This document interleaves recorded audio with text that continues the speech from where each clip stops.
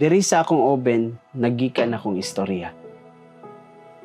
Ako di ay si Sunny Morilla Inide. Minyo, ang asawa nako si Ismaila Taiko Inide, then nako tulo ka anak.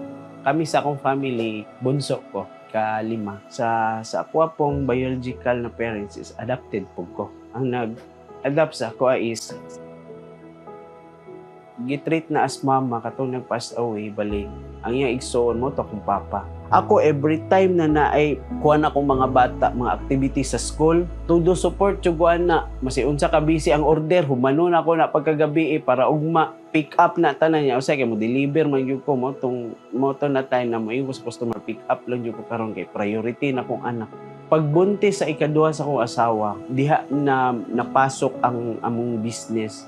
During that time, pregnancy nila, nagtrabaho ko sa private company niya. Ang slice sa cake ato, mo man iyang gina-crave ba, kumbaga nagpangala niya ba, chocolate moist man to. Una, palit-palit pa. Di man makaya kay ang sweldo ni mo, 190 niya. Ang slice sa cake, 120 naman na, 110. Marag short kay sa budget. Moto ni pasok sa ako, mag-bake na lang ko. Pila ka trial na kung bake. Trial and error, refer sa mga kaila, YouTube, tanan. Hantod na siguro mga 20 times siguro na ako. Kaya ang taster po na ako misis. O pag di niya gusto, siya, ay lami, di pasar. Moto labay ang ingredients. Hantod, nakuha yun na ko. Mo to that time na kuha na ang cake na mo na established na. Wala dyan plano na i-business. Na yung mga gathering dito, birthday sa family, mga pamangkin. Siyempre, palit regalo niya. Mo to, among ginaregalo is ang cake na lang. Mag-bake ko para ihatag. Dito na nipasok ang business. Na nakakaon sa among cake. Pwede mo order, ana-ana.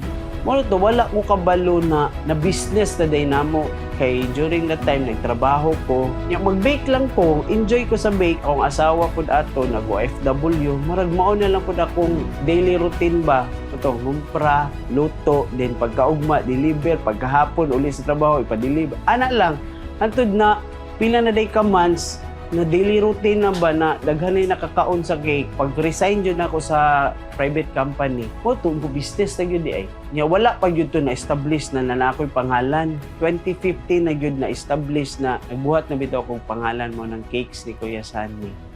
Mura biyan niya mong source of income, no? Tulo ka anak na ako. Pero salamat yun sa ma-amaze na lang kami mag-asawa na nakasurvive mi karong ni Judith. Siyempre, na ay mga loan, insurance. Mo nang nipasok that time ang Tagum-Coop sa among journey. Dati is college ko, gigamit lang jud akong pangalan para ma-membros ako para mag-loan. Kay nag-business man to family. Hantod karon gwapo na jud kay akong record. Oto ni sulod si Coop sa kuan na daghan-daghan ako'y kanang marag customer niya. Kinanglan man jud na mo kapital kag ingredients ba kay experience ako na sa una na hadlok ko mangutang lagi. Kapoy man kayo ng palit kag 2 ka kilo, yung human makulangan na po bitaw, mo na po pagdagan, o biyan na isa lang makalangan. Mo to that time na nag-loan ko para mapalitan ng ingredients, although dili ko nga nakadaghan, pero maka-cater na ba sa order karong si Manaha, na kay pundo na materyales. Kaya mostly ako practical ko ba kung asay barato, pero i-compare po na kung cake naman po pang laban po. Unya, basta quality lang jud pagbuhat nimo. Na jud bitaw kay lab sa imong ginabuhat kanang mulutaw jud moingon gud nang uban na unsay kuan ani chocolate gigamit nimo ani. Pero dili ko magmatter good na kana bitong mahalon dapat yung product. Kaya ang target biyan nako customer is kana biyang mga pareha ra pod sa mo ba na kanang sakto ra pod makapalit ba.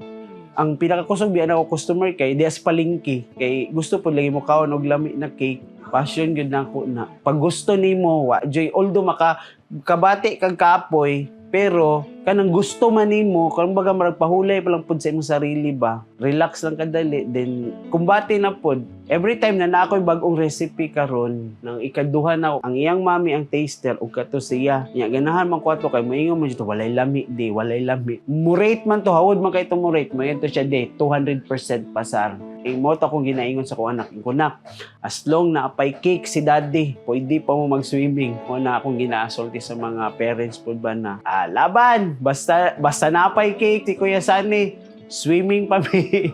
Nya mo to pag nay mo orders ako, adi jud ko mobalibad ana. Maski isa ra na kabo kay akong mindset man gud sa una. Sayang ni na customer. Pag kini na customer makakaon daghay mo refer ani. Nag-shop man ko dati. Okay jud ang income nako, nakasustain ko. Pero wala man kay ko na savings kay mapadulong man dito sa renta nako. Wa jud dako ang saving ko nahurot am ni sa ginansya oy. Mo to ni balik ko diri diha sa gawas. Nya katong mga daan akong customer antud karon nagabalik-balik jud gihapon. Nung bless kayo pug ko.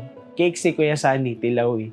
Affordable din lami. Naadjud nila pagbuhat nako dili lang pud ni sa ako ang sarili kundi sa akong pamilya ba kay mo naman pud ni ang bread and battle ba to sustain sa among kinabuhi o na maka-assure jud ko na quality ang akong produkto kay nakasalalay diri akong pamilya.